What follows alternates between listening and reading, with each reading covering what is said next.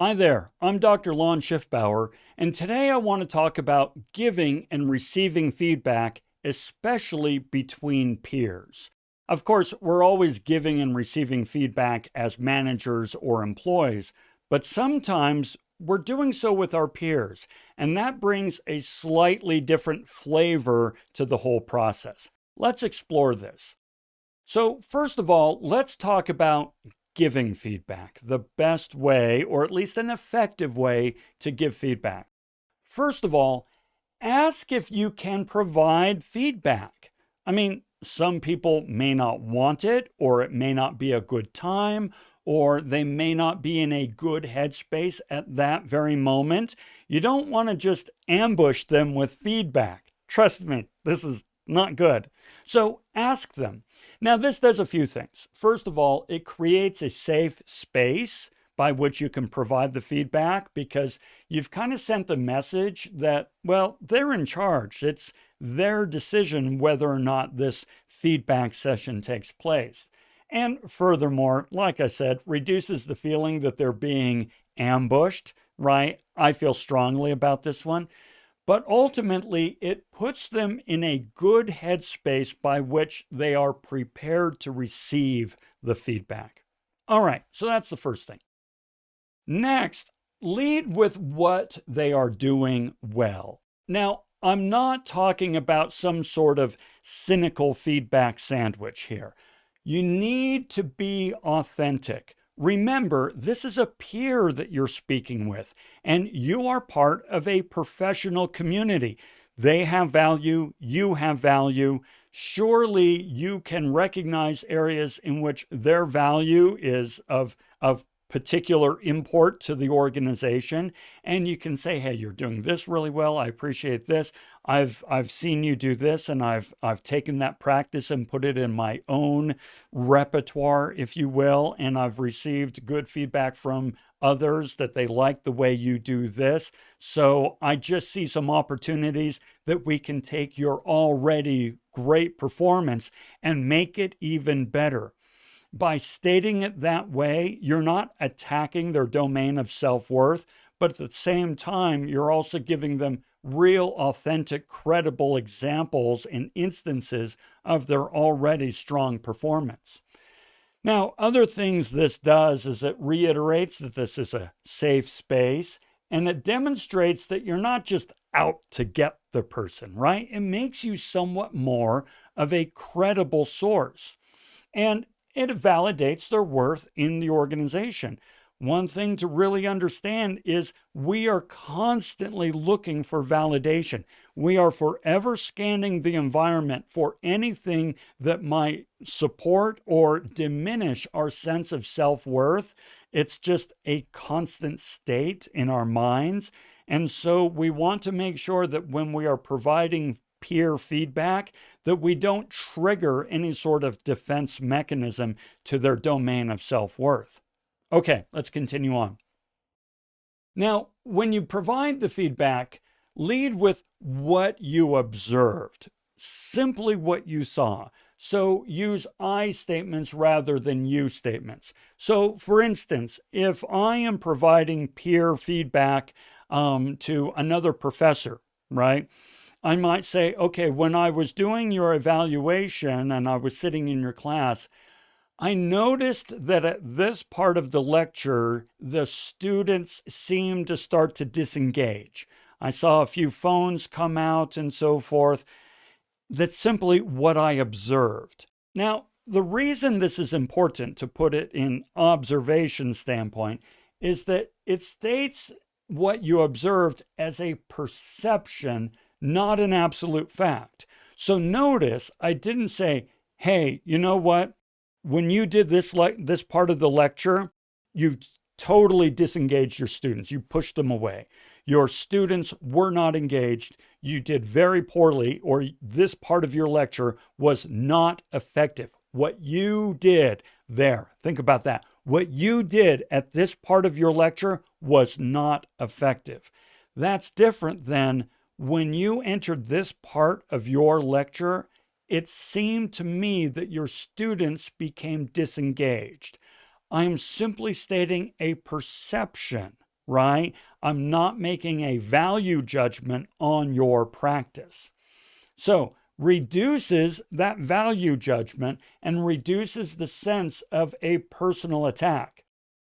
Now, also, when you do this, keep it to no more than one or two issues, right? When you're providing peer feedback, don't come in with a laundry list of here are 7 things that I think you can improve upon. That's not going to go well. Even if I wanted to improve on 7 things, I can't. You just cannot focus on that many areas of improvement at any given time. Focus on 1 or 2. Another thing about the perception aspect of this is maybe there's a reason. So maybe the person says, well, no, actually, at that part of the lecture, this is a regular practice in my classes. I ask students to get out their phones and to start to formulate some ideas because later on I have them do this. There may be a reason. Okay, so moving on. Explain the impact. State in simple terms the cause and effect equation. So if I say to a faculty member in a peer evaluation, hey, I noticed when you went into this section of your lecture, it looked to me like some of the students were becoming disengaged. And this is concerning because I know that that part of the lecture is really, really, really important. And you and I both know they need that information. So when a student becomes disengaged there, I'm concerned that they're not picking up the skills they need. Let's talk about what we can do to make that better, right? The impact of what you observed. And once again, reiterates this is a perception, not an absolute fact. Next thing you want to do is pause and ask for the person's thoughts. This is a peer evaluation. This is giving and receiving feedback. This is a dialogue, not a monologue. Okay? So it's not just us talking, blah, blah, blah, blah, blah, right? We want to hear their side. We want to hear their perceptions. We want to have a conversation. So give the receiver a chance to process the feedback and respond. Also, understand that the receiver may respond emotionally, right? Here's the thing. Let's say we're doing a peer evaluation. Maybe you observed some folks in a call center and you're providing feedback, or you observed a salesperson or a professor, something like that. You observed it. You had time to process what you saw. You had time to kind of formulate how you were going to provide this feedback and so forth. The receiver, on the other hand, the receiver is just now hearing this and has not had time or a chance to really prepare emotionally for what you have to offer. So you need to pause and kind of give them space to process this emotionally. Now, another thing you want to do is offer meaningful suggestions. Offer 1 or 2, remember, no more, 1 or 2 ideas on how the person might improve, and show how these improvements will help not only them, but everyone else. Now, personally, if you come into me and provide me feedback, but then do not offer me any credible options or solutions or resources to which I can turn to improve my skill set, then frankly, you really haven't done me much of a favor. You just kind of said, hey, you know this? You're not doing it so well. All right, how can I improve? Oh, no, you need to work on that. And then walk away? Whatever, right? But now if you provide me some real options or some ideas, or we go back and forth and kind of explore some possible solutions to this, or provide me resources, now you're a collaborator. Now you're a peer. Now you're somebody who clearly is invested in my performance, and I'm going to give your ideas heed. Okay? All right. And then compliment them when they follow through. So they've taken the time to receive your feedback, to consider your possible options, your areas for improvement that you've suggested. They've implemented them. Well, when they do this, call it out. When the person responds to your feedback and follows through on your suggestions, compliment them, and show how much you appreciate them. This really goes a long way. In business, we're fond of saying what gets measured gets done, what gets rewarded gets done. Well, here's an example of where you are both measuring and rewarding performance. It is going to get done. It will become a habit. Okay, but now let's talk about receiving feedback. Yes, hopefully the person providing us feedback has taken the time to really figure out how to do it well.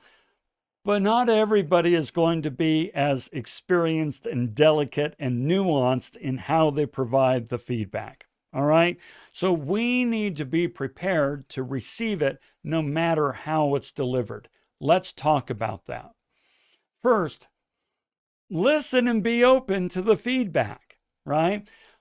Learning is all about identifying and fixing mistakes. Feedback helps us identify areas for improvement. In other words, we need it and it's valuable. I'm really fond of the saying that I'm better today than I was yesterday, but not as good as I will be tomorrow. It is by accepting feedback that I'm able to improve for tomorrow. And yeah, be open to the possibility, as absurd as it may sound, that they have good points to offer. I heard this quote from Seneca the other day. I can't remember the quote, but it basically goes along the lines of, I will never be embarrassed for citing somebody who's a jerk or whatever if what I'm quoting is really good, right? So, in other words, sometimes people are going to provide us feedback that we're actually not all that fond of the person and we don't really have a lot of respect for them. But if we open ourselves to the possibility that they may, in fact, have something to offer, we could get something out of that. Okay. Be willing to ask, and in fact, ask clarifying questions. All right. So here's the thing. When somebody's providing feedback, they are uncomfortable. They might be hemming and hawing. They might be circling the airport. They might be having a difficult time just being direct and getting to the core issue, right? So by asking clarifying issues, we're able to get to the core issues more effectively, more efficiently. It also shows the giver of the feedback that you're taking this seriously and want to learn, all right? Now, this is important because I don't have to tell you, giving feedback is hard. And so if they have something valuable, we want it. We want that feedback. And so we're sending them the message that I'm engaged, I'm listening, I want to learn, and that is going to kind of encourage them to continue giving feedback and to make it more succinct and direct and valuable for us. And ask for specific examples. The more specific they can be, the more valuable the feedback is for us. All right. Respond with grace, not defense.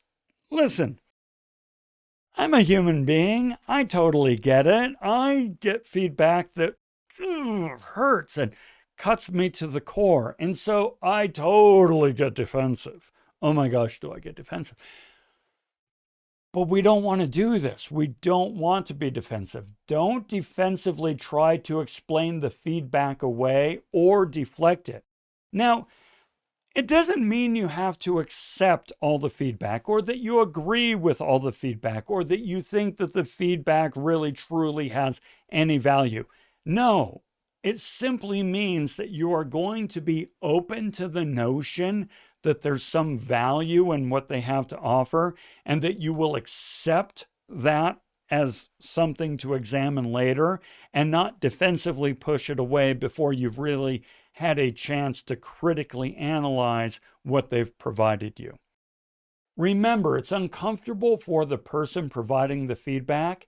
They could far more easily just have walked away and let us wallow aimlessly. Oh my gosh, yes.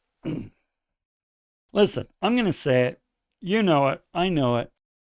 There's plenty of people that I perceive and watch and think, you know what? I could really help them out.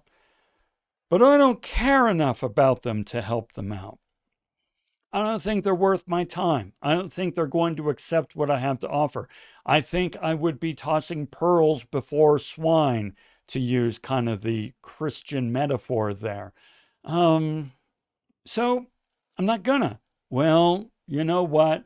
They are taking the time to come before us and offer us their pearls. And so we need to be open to this, and we need to recognize that they are going outside of their comfort zone to offer us this feedback. Okay? Also, if necessary, ask for time to process this emotionally. Some feedback may hurt. Taking time to process it can reduce the initial emotional response and bring maturity and reason to the situation. Listen, if this is really hard for you to accept or hear or process right there in the moment, be totally willing to say, hey, you know what? This is a lot for me to kind of process. I think I need a break. Can we talk about this again tomorrow? I need to go home. I need to think about this. I need to kind of just close things off for a moment. I want to get better. I want to improve, but I just need a minute. You totally have that right. You're in charge. Okay? And there you go. I hope you found some of this helpful. Next time you give or receive feedback, consider these tips and tricks. All right? Hey, thanks a lot for joining me. And until we talk again, have a fantastic day.